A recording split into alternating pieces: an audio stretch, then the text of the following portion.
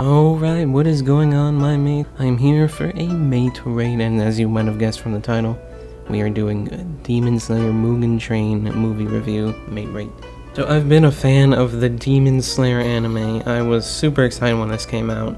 I was checking when it was gonna release digitally. Unfortunately, it's not on Crunchyroll, it's only on Funimation. It seems like that's gonna be exclusive for a while, so just get your free trial like I did, and all will be well. Anyway, so let's get in with it. So, for the animation aspect, man, I really thought the show, like, I didn't think it could get better from the show. The show was so beautiful already, so fluid, so well animated, and then the movie, it just blew away all of that. It got better. I didn't think it was possible for it to get better, but it did. The animations are just so clean as always. The visuals, man, oof, so good. The train itself, I mean, it looked like it was straight out of like one of those anime video games, but it looked good. As always, what initially drew me to Demon Slayer was the colors. It's such a colorful show, like just how bright like Tanjiro's little jacket is, and the checkers and the turquoisey color on it, and of course Zenitsu, I really like him just because he's got this cool yellowy orange. In Kyojuro, he looks super cool, like I really like his hair and all of his like fire aspect kind of stuff. It's really neat looking. The visualizers on the battles, especially Rengoku's powers, like just the flames everywhere, and he's so fast, and it's like whoa, like it was really awesome. Now let's go for the demons themselves, how they looked as well. So there's only two demons. There's the main one that we sort of saw near the last episode of Demon Slayer. He takes in a lot of Muzan's blood, and he's able to handle it. Most aren't able to handle it. And so we don't really know what demon art he was gonna have. And yeah, I mean, he was really eerie and creepy, like his hand with the mouth and the eyeball. Like that, I like that. I like how creepy it is. That's another thing that's great about the show is, its creepiness. Like the demons look, they look gross but cool at the same time. And it was the same with this one. And you find out that he's actually merged himself with the train, and it's all gooey and gross. But it looked cool, and it was neat, like, concept. And his powers with the dream world were really cool, like, being able to lock him in, and we kind of see the inner thoughts of the three main protagonists and Rengoku. Kyojuro, you get to see a little bit about him, get his origin story. It's really cool.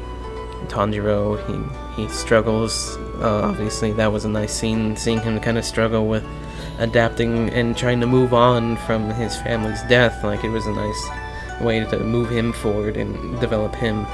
As for the other two, it was more silly to see their dream Zenitsu running around with Nezuko and Inosuke kind of being the boss, and having the rest of them as like weird animal hybrids, since that's how he sees himself, as like a boar human. So that was fun. As for the other demon, he was sort of basic, and even for being part of the upper six, but he was still cool. He was really tough, really fast, and his powers were a little interesting. He could use like these weird air palms, kind of like Neji from Naruto. That's kind of what it reminded me of. And he was super strong. It was hard to cut his head off, and in fact they didn't even get to cut his head off. Get to that in a minute. What also made him interesting was his respect for his opponent. He really respected strength, and it made him a unique character, how he sort of didn't want to kill Kyojuro, but make him a demon, because he respected his strength. Overall, the demons, for a show called Demon Slayer, they keep going, and they keep making interesting demons, and it's really cool. Overall, the story was great.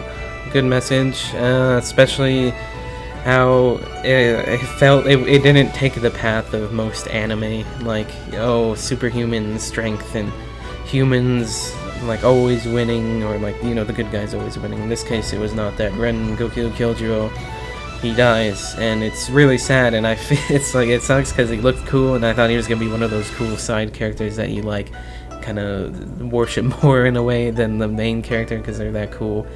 But no, not this time. His sacrifice had a lot of depth, and it carried on to the theme that they are just humans, that demons still are normally more powerful, especially the upper six, and like it's really deep and really sad, and seeing his origin story as well mixed in with that, and how he's hopeful for Tanjiro and their future. He thinks that they are going to be able to carry the mantle, and then the scene with his mom, got me a little teary. I was like, damn, his sacrifice was well worth it, and I really liked that whole part of the movie. It really felt like he was gonna survive. Well, not necessarily. I didn't think he was gonna survive. I thought he was gonna at least kill the demon, but in the end, they didn't even kill the upper-ranking demon, and it sort of just leaves. Okay, so how are they even gonna beat one if Tanjiro's still like not Rengoku level? You know, it's gonna be difficult, and it really sets the stone for how hard and how crazy the second season's gonna be. Of course, continuing in the story, some of the side characters, you know, Tanjiro obviously had a good heart and made sure to save everyone, even though those annoying little brats were trying to stab their little dream spirit cores. That's what it was. He just karate chopped their neck, and you know, and he saved the conductor who was trying to kill him as well, because he realized, well, you know, they just want to have dreams, they have pains in their life, and you know, he helped them through it, especially the one who was in his dreams and saw how pure his subconscious was, and that was really interesting, seeing their subconsciouses. It was cool. Yeah, I really enjoyed the movie. I was a little worried about the hype, because you know, people are going a little crazy about it, but that's to be expected with such a big title that's broken so many records already. I would definitely put it on the Mate rate as a 10 out of 10. It's a beautiful film, and it's no wonder why it got all of these records and sales. One of the top grossing foreign movies, one of the top grossing anime movies ever. It's insane. I'm really glad I got to see it. It was really awesome. Amazing story, amazing animation, and it really helps lead into how cool the second season is going to be, coming out later this year, possibly early next year. I'm not sure when exactly. Definitely you guys should watch it, and watch the first season, of course. If you haven't, make sure to watch that. It's a must. It's a must anime. If you aren't watching Demon Slayer, I don't know what to say, man. It's great. I hope you agree with the Mate rate, and let me know in the comments your thoughts. Maybe some points that I missed that you wanted to iterate. Maybe some other things, other movies you're looking forward to, what you might want me to Mate rate next. Of course, I still have 2 other Mate rates on 2 other animes I finished, but for the future after those, let me know. Give me some recommendations so I can watch these things. But anyway, thank you guys for watching. Make sure to like, subscribe, join the Discord, of course, and I will see you mates in the next video.